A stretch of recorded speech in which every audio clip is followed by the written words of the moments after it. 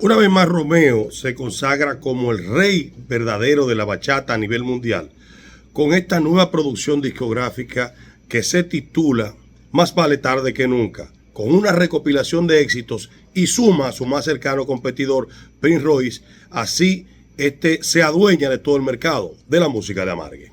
Yo le puedo decir a los fanáticos de él que van a tener que soportar a Romeo. Sí.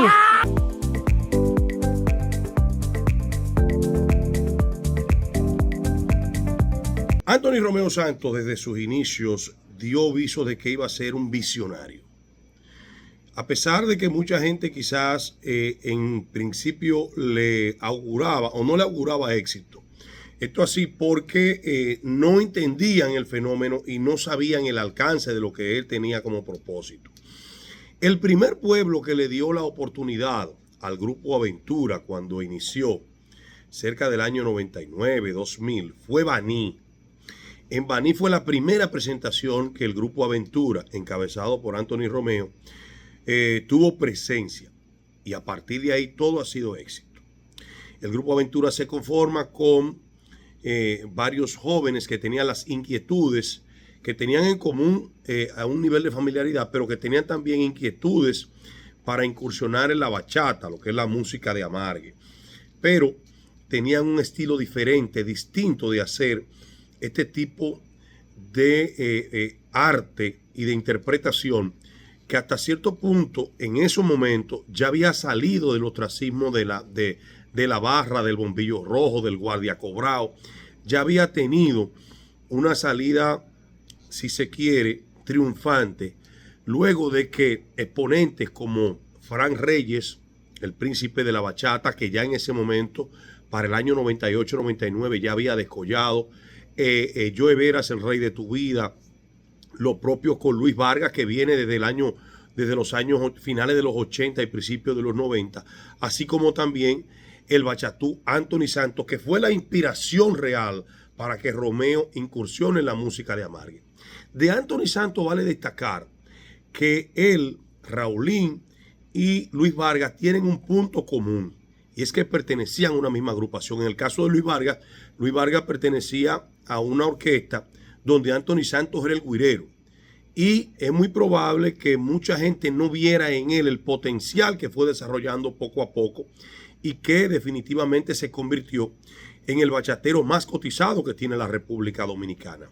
Para ese entonces, Anthony Santos tocaba la güira y, según palabras del mismo Luis Vargas, él lo enseñó a trabajar o lo enseñó a tocar básicamente o a perfeccionar la forma como tocaba la guitarra.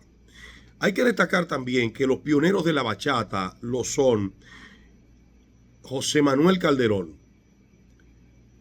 también Luis Segura y Rafael Encarnación. Rafael Encarnación lamentablemente murió en el año 1966 en un accidente de tránsito. Específicamente se iba desplazando por la parte alta de la capital en una motoneta, donde presuntamente iba a llevar unos discos y tuvo un percance en el camino y pues murió luego de tener este accidente de tránsito, pero sí era una de las voces más aguardentosas que tenía la música de Amargue en ese momento.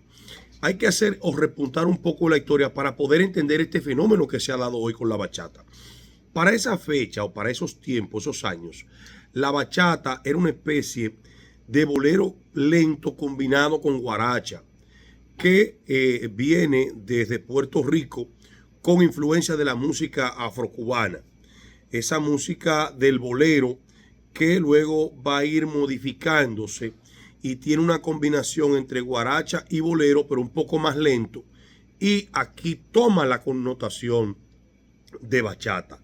Para esos años José Manuel Calderón venía descollando con Luna, así como también Luis Segura, el añoñadito, con todas las canciones que le caracterizan.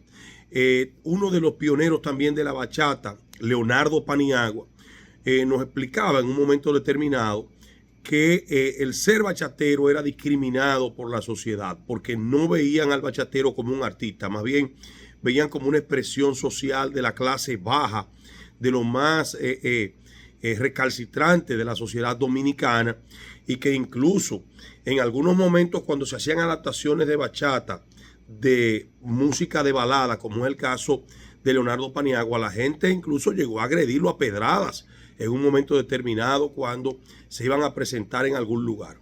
Luego este tipo de situaciones fueron cambiando poco a poco, porque aunque la gente rechazaba de plano la bachata y lo veía como una música de barrio, como al efecto pudiera haber tenido su origen, como ha sucedido con el dembow en este tiempo, y de eso vamos a hablar más adelante, pero sí tenía como connotación que la gente de campo, por la penetración que estaba llevando la guarachita a nivel nacional, principalmente en municipios, parajes y comarcas de todo el territorio nacional en el interior del país, en una población de un 70% rural y de un 30% urbana sin acceso a dispositivos o a tecnología. En esa época, la tecnología que era de punta se trataba de los dispositivos de radio.